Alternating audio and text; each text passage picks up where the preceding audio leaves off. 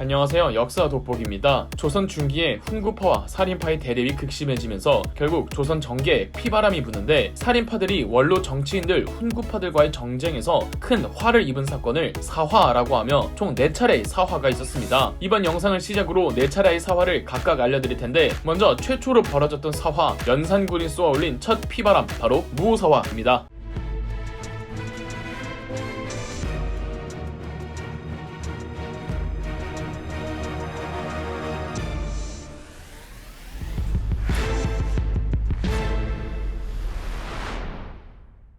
무오사화를 연출한 감독 겸 프로듀서는 사실 연산군이 아니라 유자광이란 사람이었습니다. 조선시대에 간신하면 가장 먼저 거론되는 간신의 대명사가 되어버린 유자광. 실은 유자광도 억울한 면이 없지 않아 있는데요. 유자광은 집안 자체는 나쁘지 않은 집안이었지만 문제는 서얼이었습니다. 조선시대에서 서얼이 받는 차별적 대우는 아주 처참했습니다. 아싸리 노예거나 평민이면 꿈조차도 안 꿀 텐데 양반 집안의 서얼은 잡종이라는 인식 때문에 온갖 차별을 받아야만 했습니다. 조선시대 양반집의 서얼이 꿈이 작고 소박하고 무능하면 그냥 말썽꾸러기로만 남을 텐데 이 서얼이 꿈이 크고 다재다능하고 머리도 비상하면 이건 이제 문제가 생기는 겁니다. 능력되고 야망도 남들에게 뒤지지 않을 정도로 큰데 출신 때문에 한계에 지어진다면 얼마나 억울합니까? 여러분들도 한번 생각해 보십시오. 분명 내가 저놈보다 훨씬 더 똑똑하고 재능있고 포부도 큰데 내가 서얼이라는 이유 하나만으로 멸시받고 사회 진출에 유리천장 생기고 나보다 무능한 옆에 저놈은 출세하는 모습을 보면 배 아프지 않겠습니까? 심지어 서얼은 과거조차 응시에 제한이 되어 있었습니다. 그래서 유자광도 청년 시절엔 삐딱선을 탔으나 그래도 언제까지 놀고 먹을 수만은 없었던 유자광은 그래도 한 싸움질하는 능력을 살려 군인의 길을 걷습니다. 조선시대 서얼들이 출세하는 유일한 길은 군인이었거든요. 유자광이 군인 장교가 되고 얼마 안 있어서 세조 13년이 되던 해에 한반도 북부에서 조선 개국 이래 최대의 반란이었던 이시해의 난이 일어납니다. 세조는 왕실 종친이던 구성군 이준을 반란지 나쁜 총사령관으로 삼고 북방에 보냈으나 평소 신중한 성격의 이준은 탐색전을 하느라 대치 상황이 길어지고 있었습니다. 불같은 성격의 세조가 답답하던 찰나 유자광이 이시해의 반란 진압작전을 제안하는 상소문을 올렸습니다. 그 상소문에 절묘한 계책이 담겨져 있다거나 제갈량급의 지략이 돋보이는 글도 아니었으나 유자광의 상소문은 노브레이크 세조가 답답하게 여기던 구석을 시원하게 긁어주고 세조가 원하는 바를 정확하게 짚는 글이었던 겁니다. 이시해의 난 진압 후 세조는 유자광을 국방부에서 일하도록 해주었으며 그에게 과거 응시에 권한도 주었습니다. 어디 감히 서얼이 과거를 보냐며 과거 시험의 심사위원들은 유자광의 시험지를 탈락시켰으나 과거 합격자들의 답안지를 최종 확인하던 세조는 왜 유자광의 답안지가 보이지 않느냐며 당장 유자광의 답안지를 갖고 오야 하더니 한번 휙 읽어보고는 바로 유자광을 과거에 합격시켰습니다. 세조가 유자광을 이토록 아꼈던 이유는 세조 말년 세조는 원로 공신들을 견제하기 위해 새로운 무장 장교 세력들을 키울 계획이었기 때문입니다. 그래서 구성군 이준, 남이장군, 유자광 등의 젊은 장교 세력들을 공신으로 책봉하면서 그들을 키우려고 했으나 이시해의 난 반란 이듬해 세조가 눈을 감습니다. 그리고 세조의 둘째 아들이 8대왕 예종으로 등극하는데 세조라는 후견인을 잃자 조금 불안해진 조선 역대 최연소 국방부 장관이었던 남이장군은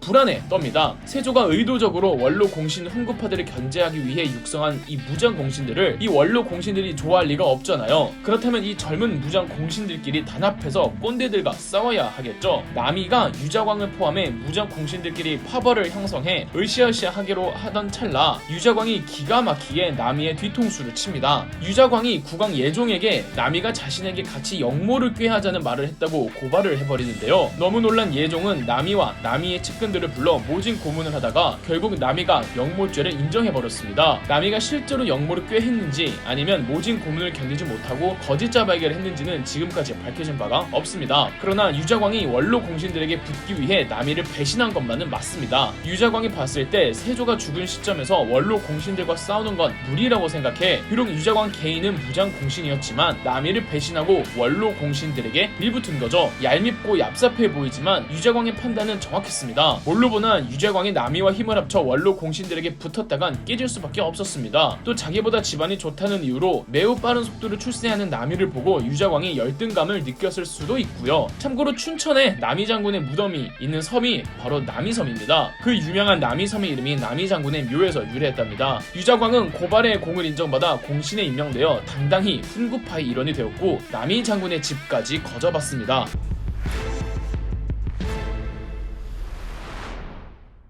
8대왕 예종의 치세는 짧았고 예종의 조카가 9대왕 성종이 되는데, 성종은 또 이 훈구파들을 매우 싫어해서 훈구파들을 견제할 요량으로 제하에서 학식과 인망으로 명성이 높던 김종직을 등용했고, 김종직 빠돌이들이 하나의 파벌을 또 형성합니다. 김종직은 정몽주 길자의 학문을 계승했기에 김종직의 빠돌이들 역시 그 학문 계보를 숭상했고 절대적 성리학 원칙을 표방했습니다. 심지어 이 김종직 빠돌이들이 대거 수사기관의 포진에 있어서 아주 적극적으로 현실 정치를 하며 알게 모르게 특권을 유지해오던 훈구파들을 대거 공격했습니다. 가장 만만한 표적이 유자광이었죠. 왜? 서얼이거든. 이 살인파들은 남이를 배신한 전적도 마음에 안 들거니와 어디 감히 서얼 따위가 공신에 책봉되느냐며 역시 출신이 천하니 배신도 잘하는 거라며 유자광은 과할 정도로 비난받고 멸시당했습니다. 심지어 김종직이 함양 군수로 부임하던 시절 일전 유자광이 함양의 멋진 풍경을 보고 쓴 시 편액을 부숴버리며 모욕을 준 일도 있었죠. 전적으로 김종직과 김종직 제자들 편이었던 성종은 유자광을 여러 번 유배 보내는 등 성종 재위 시절과 연산군 주기 초기까지는